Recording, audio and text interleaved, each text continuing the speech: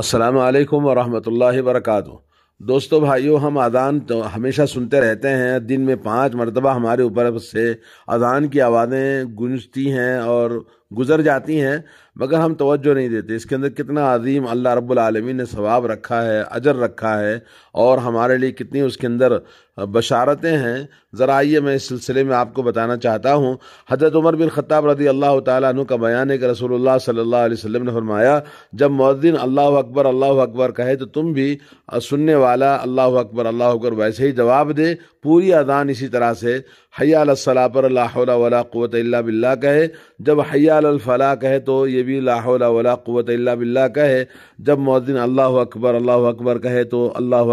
اکبر کا جواب دے، پھر لا الہ الا اللہ کہے تو سننے والا یہ لا الہ الا اللہ دل سے کہے تو وہ جنت میں داخل ہوگا۔ سبحان اللہ، صحیح مسلم کی حدیث ہے۔ تو جنت میں داخل ہوگا اذان کا جواب دینے کی وجہ سے، تو آپ اندازہ کیجیے کہ اذان دینے والے کا اجر کتنا بڑا ہوگا۔ اسی طرح حضرت سعد بن ابی وقاص رضی اللہ تعالیٰ عنہ فرماتے ہیں کہ جو شخص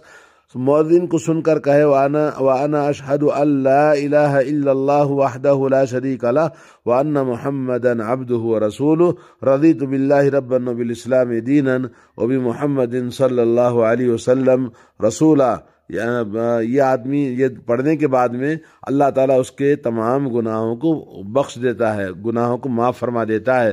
اور اسی طرح سے طبرانی میں سند صحیح کے ساتھ میں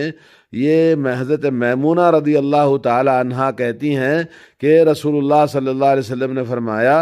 اے خواتین کی جماعت، یعنی عورتوں سے خطاب ہے، جب تم اس حبشی کی اذان اور تکبیر سن کر ویسے ہی کہو جیسے یہ کہہ رہا ہے تو تمہارے لیے ہر حرف کے بدلے میں 10 لاکھ درجے ہوں گے۔ حضرت عمر نے عرض کیا، یہ تو ہے عورتوں کا ثواب، مردوں کا ثواب کتنا ہے؟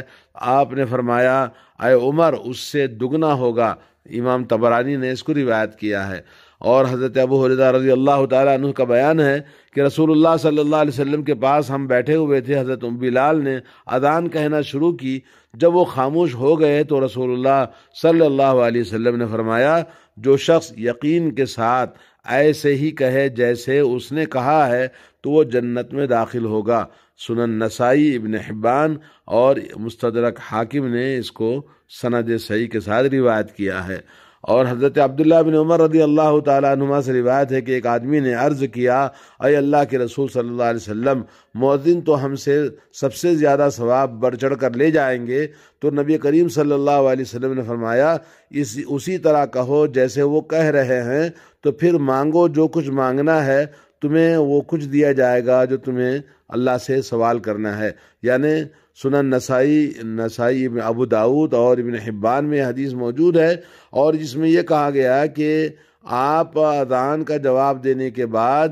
آپ جو دعا مانگیں گے، جو حاجت اللہ تعالیٰ کی بارگاہ میں پیش کریں گے، تو اللہ تبارک و تعالیٰ آپ کی حاجت کو پورا فرمائے گا۔ اور اسی طرح سے اذان کے بعد درج ذیل دعا پڑھنے کا ثواب ہے۔ آج کل ہمارے دوست احباب میں ہم دیکھتے ہیں کہ بچے، نوجوان، بوڑھے، بڑی عمر کے ہونے کے باوجود دعائیں نہیں پڑھتے ہیں۔ آج بڑی سخت ضرورت ہے دعاؤں کو یاد کرنے کی۔ حضرت جابر بن عبداللہ رضی اللہ تعالیٰ عنہ سے روایت ہے، رسول اللہ صلی اللہ علیہ وسلم نے فرمایا، جو شخص اذان سن کر یہ دعا پڑھے، اللہم رب هذه الدعوة التامة والصلاة القائمة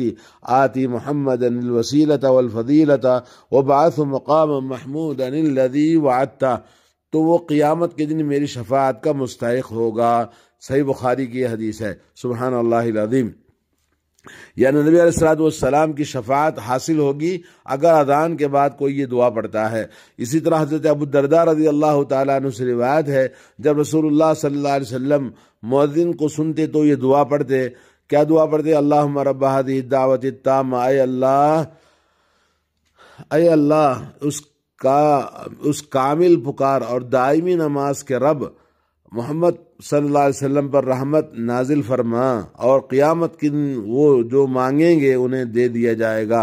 وصلی علی محمد وآتیہ سؤلہ یوم القیامہ، اور یہ دعا ہے اپنے پاس موجود لوگوں کو سناتے اور پسند فرماتے کہ آپ کے امتی بھی مؤذن کو سن کر یہ دعا پڑھا کریں،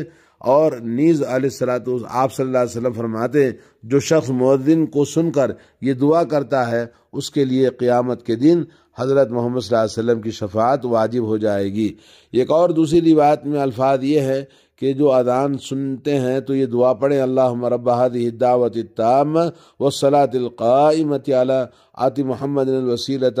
والفضیلۃ وبعثہ مقاما محمودا الذی وعدتہ، یعنی یہ الفاظ ہیں کہ اللہم رب هذه الدعوة التامة والصلاة القائمة صلی علی عبدک ورسولک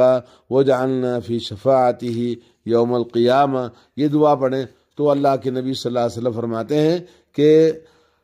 جس نے یہ دعا پڑھی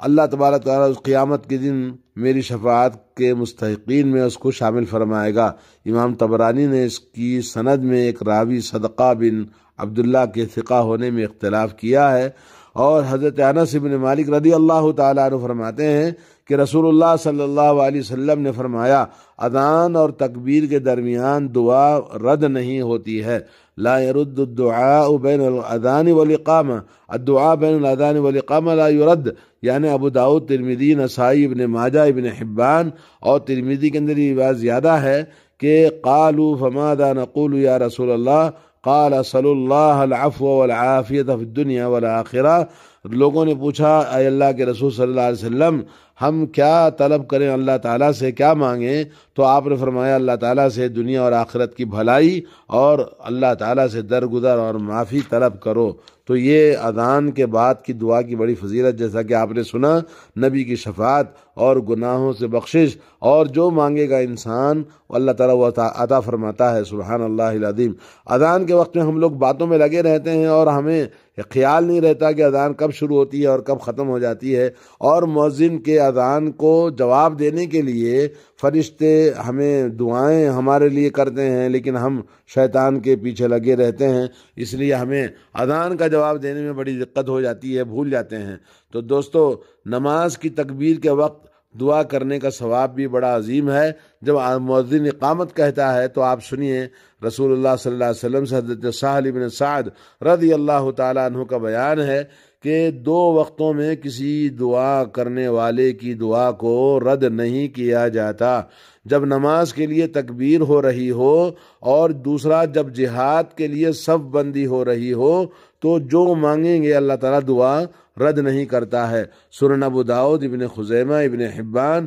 یہ الفاظ بھی ابن حبان کی ایک روایت کے ہیں۔ اور اسی طرح سے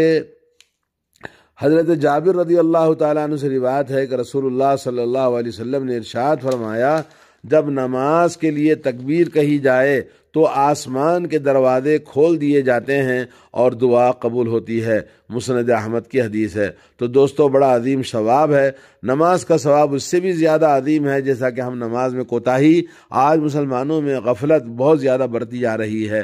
حضرت ثوبان رضی اللہ تعالیٰ عنہ کا بیان ہے کہ رسول اللہ صلی اللہ علیہ وسلم نے فرمایا استقامت اختیار کرو، تم کبھی نیک اعمال کا احاطہ نہیں کر سکتے، اور یہ جان لو کہ تمہارا سب سے افضل عمل نماز ہے۔ ہمیشہ مومن ہمیشہ وہی ہے جو وضو کا خیال رکھتا ہے۔ سنن ابن ماجہ، ابن حبان اور امام حاکم نے اس کو صحیح سند کے ساتھ روایت کیا ہے۔ اور حضرت ابو مالک اشعری رضی اللہ تعالیٰ عنہ کا بیان ہے کہ رسول اللہ صلی اللہ علیہ وسلم نے فرمایا طہارت ایمان کا حصہ ہے، الحمدللہ کہنا میزان کو بھر دیتا ہے، سبحان اللہ والحمدللہ کہنے سے آسمان و زمین کے درمیانی حصہ نیکیوں سے بھر جاتا ہے، اور نماز نور ہے، صدقہ برہان ہے، صبر روشنی ہے، اور قرآن مجید تیرے لیے دنیا میں اللہ تعالیٰ کی طرف سے حمایت میں ہے یا تمہارے خلاف اللہ تعالیٰ کے پاس وکیل ہے، صحیح مسلم کی حدیث ہے۔ تو سبحان اللہ، اس حدیث میں دیکھا آپ نے کتنی عظیم باتیں نبی علیہ السلام نے ہمیں فرمائی ہیں۔ حضرت ابو ذر غفاری رضی اللہ تعالیٰ عنہ کی ایک روایت ہے کہ ایک دفعہ نبی کریم صلی اللہ علیہ وسلم سردی کے موسم میں باہر نکلے، درختوں کے پتے گر رہے تھے، آپ صلی اللہ علیہ وسلم نے فرمایا کہ ایک درخت کی ٹہنی کو پکڑ کر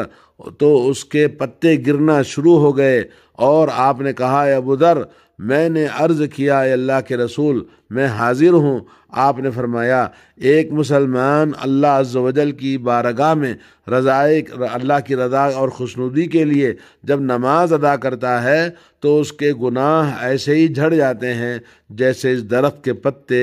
جھڑ گئے ہیں۔ مسند احمد نے اس کو روایت کیا، اس کی سند حسن ہے۔ اور دوستو آپ دیکھیں حضرت ابو ہریرہ رضی اللہ تعالیٰ عنہ کا بیان ہے، رسول اللہ صلی اللہ علیہ وسلم نے فرمایا نماز بھلائی ہے، لہذا جس قدر کوئی شخص اسے زیادہ کر سکتا ہے، کرنا چاہے تو زیادہ، اور جتنا نماز پڑھے گا اتنا زیادہ اس کے لیے نیکیاں اور بھلائیاں حاصل ہوتی ہیں۔ اور یہ طبرانی کی روایت ہے۔ حضرت بکر بن عبداللہ المزنی فرماتے ہیں کہ اے آدم کے بیٹے، تیری طرح کون ہو سکتا ہے؟ تو جب بھی اپنے آقا کی بارگاہ میں جب بلایا جاتا ہے بلا اجازت جانا چاہے جا سکتا ہے۔ اس سے پوچھا گیا کہ وہ کیسے؟ فرمانے لگے وضو کر اور مصلی پر کھڑا ہو جا اور ترجمان کے بغیر، یعنی کوئی آپ کا ٹرانسلیشن کرنے کی ضرورت نہیں ہے، اللہ کی بارگاہ میں براہ راست ترجمان کے بغیر اپنے آقا سے ہم کلام ہو جا۔ سبحان اللہ العظیم۔ نماز ایک ایسی چیز ہے جسے اللہ کے نبی صلی اللہ علیہ وسلم سے سورہ فاتحہ کے بارے میں آتا ہے، اللہ تعالیٰ فرماتا ہے قسمت الصلاۃ بینی و بین عبدی، میں نے نماز میں سورہ فاتحہ کو تقسیم کیا ہے میرے اور بندے کے بیچ میں، علی نصفین آدھا آدھا، یعنی اللہ تعالیٰ سے بندہ بارگاہ میں بات کرتا ہے، سرگوشی کرتا ہے، اللہ تعالیٰ اس کا جواب دیتا ہے۔ سبحان اللہ العظیم۔ اللہ رب العالمین نے کتنی نیکیاں رکھی ہیں اذان کے کہنے اور اقامت کے سننے کا جواب دینے، اور اسی طرح سے بہت ساری چھوٹی چھوٹی چیزیں ہیں جن کی وجہ سے بڑی بڑی نیکیاں بندے کو حاصل ہوتی ہیں۔ اللہ تعالیٰ سے دعا ہے کہ اللہ تعالیٰ ہم تمام کو توفیق عطا فرمائے اور ہماری اصلاح فرمائے، اور اللہ تعالیٰ خواب غفلت سے مسلمانوں کو بیدار ہونے اور نیکیوں کی طرف رغبت پیدا کرے ہمارے دلوں میں، اور شیطانی وسوسے، شیطانی خیالات اور دنیاوی جو مشاغل ہیں جس کی وجہ سے انسان اللہ تعالیٰ کو بھولتا جا رہا ہے، اللہ تعالیٰ ہم سب کو توفیق عطا فرمائے۔ اللہ تعالیٰ ہمیں اللہم اجعلنا من الذاکرین وجعلنا من الراشدین، اللہم اجعلنا من الشاکرین، وصلی اللہ علی نبینا محمد وعلی آلہ وصحبہ اجمعین، والسلام علیکم ورحمۃ اللہ وبرکاتہ۔